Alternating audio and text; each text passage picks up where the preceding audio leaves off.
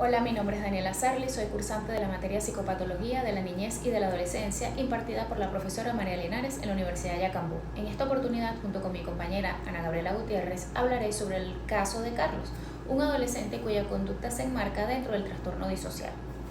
Analizado todo esto desde los criterios del DSM-5, por supuesto, y las principales teorías psicológicas que explican su origen y desarrollo.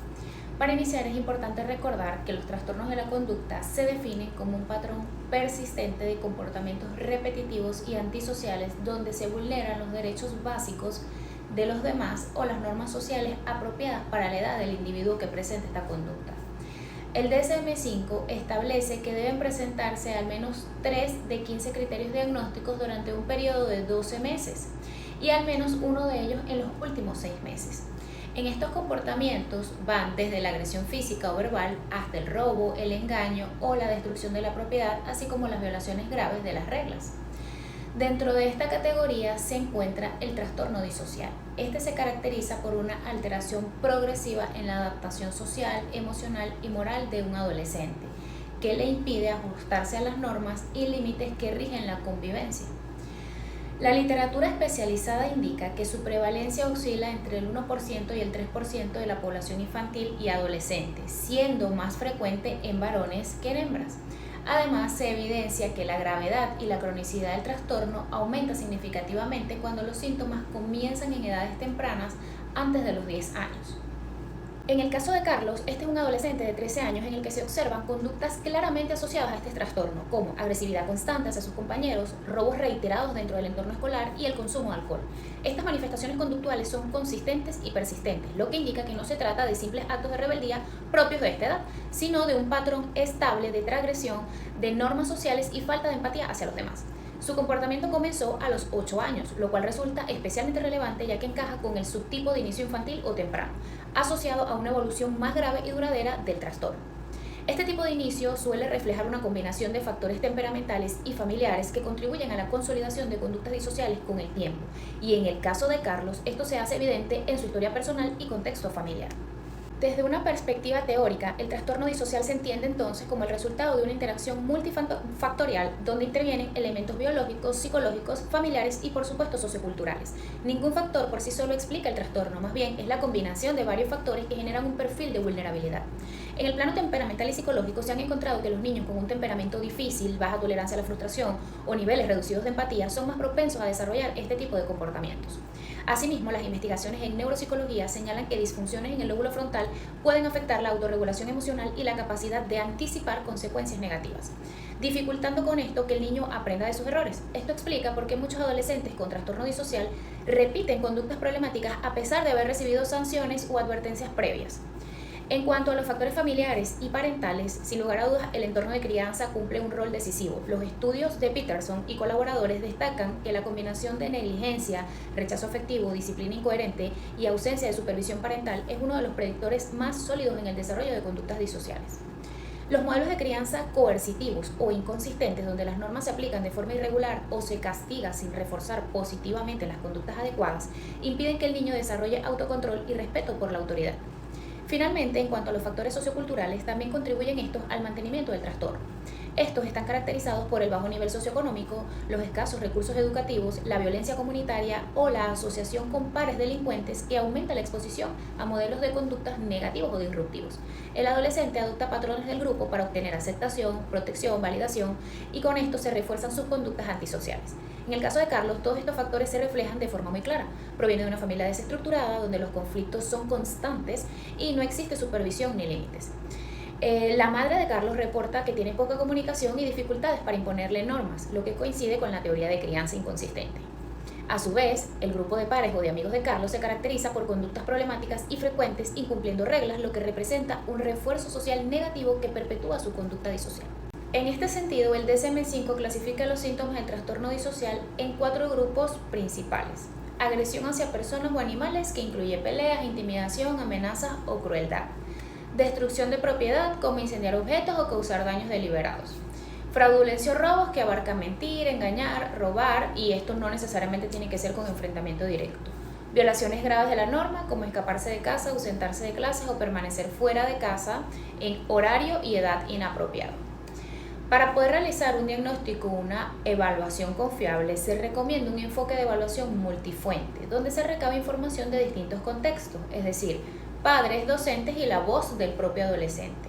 Este método permite observar la conducta desde distintas perspectivas y establecer su frecuencia, intensidad, persistencia en el tiempo y demás.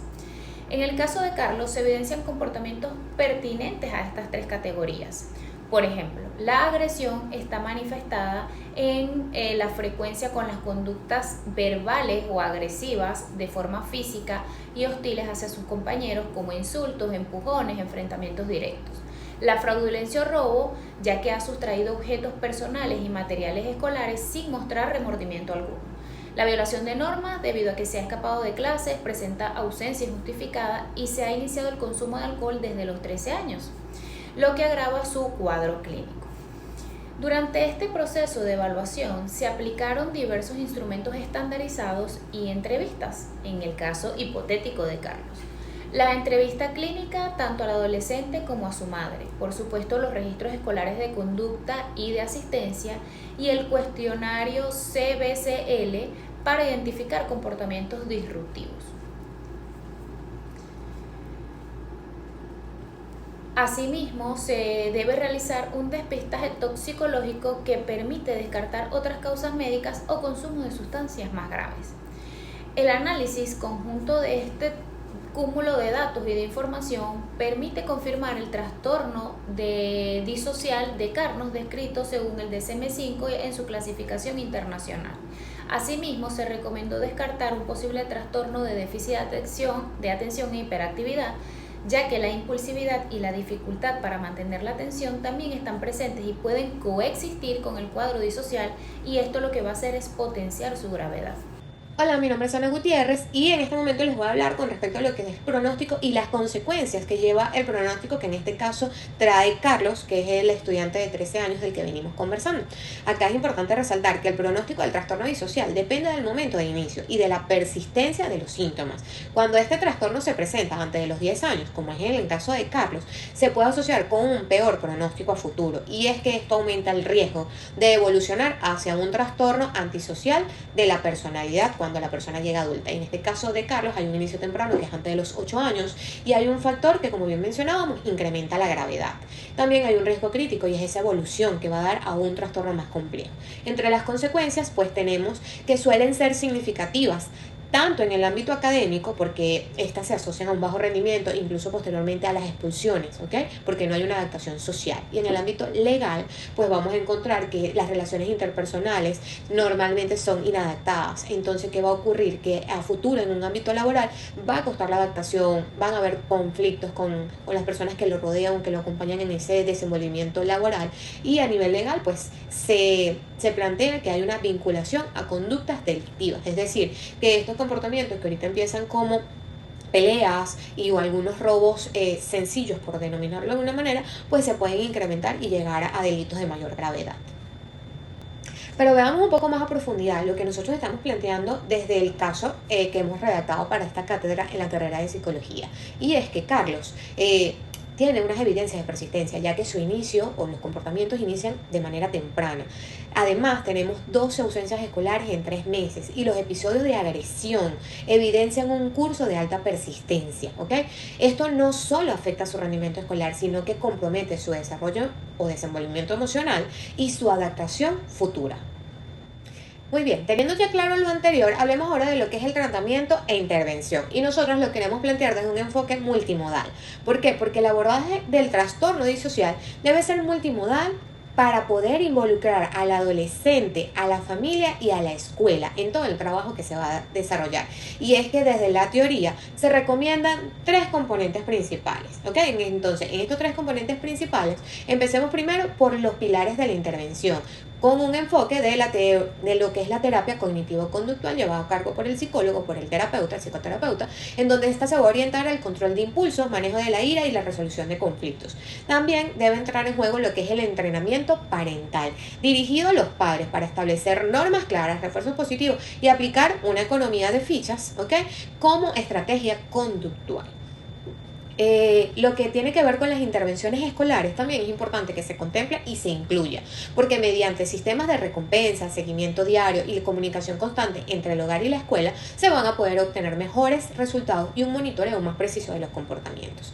En el caso de Carlos, se propone lo que es un plan de intervención integral que nos va a permitir o nos va a conllevar el poder incluir esa terapia individual para fortalecer las habilidades sociales y la regulación emocional. Por supuesto, esto no va a ser suficiente, tenemos que hacer mucho más, y es que desde esa orientación a los padres que bien mencionábamos ahorita, se busca mejorar la coherencia disciplinaria y promover la estructura familiar. Sabemos que hoy en día, cuando hablamos de neurodivergencia, la estructura juega un papel importante, pero una familia empoderada también, porque ellos al final del día son los directores de la orquesta y nosotros, quienes estemos alrededor, vamos a hacer los instrumentos que ellos van a usar. También se incorpora o se debe contemplar lo que es la colaboración escolar mediante un sistema de recompensas diarias y un registro de avances que nos permite a nosotros conocer qué tan cerca o lejos seguimos de la meta, a través del manejo de riesgos con la intervención en conflictos, inclusive la posible interconsulta con el psiquiatra, ¿ok? Si no se observan mejoras en un periodo corto de tiempo, como por ejemplo pudiese ser 8 semanas. ¿Por qué? Porque de esta manera vamos a lograr establecer un tratamiento que busque no solo disminuir las conductas disruptivas, sino que también busquen reconstruir los vínculos familiares y sociales que favorezcan la adaptación positiva de Carlos en su entorno. Y para concluir, es demasiado importante que se tenga presente que tanto la teoría como el caso de Carlos nos permiten dejar en evidencia lo relevante, lo resaltante de la detección temprana, esa velocidad para detectar estos signos y síntomas y poderlos abordar. Pero como si esto no fuese suficiente, este es un ejemplo claro de cómo el trastorno disocial, que en este caso sería un trastorno conductual, requiere de una respuesta rápida y completa.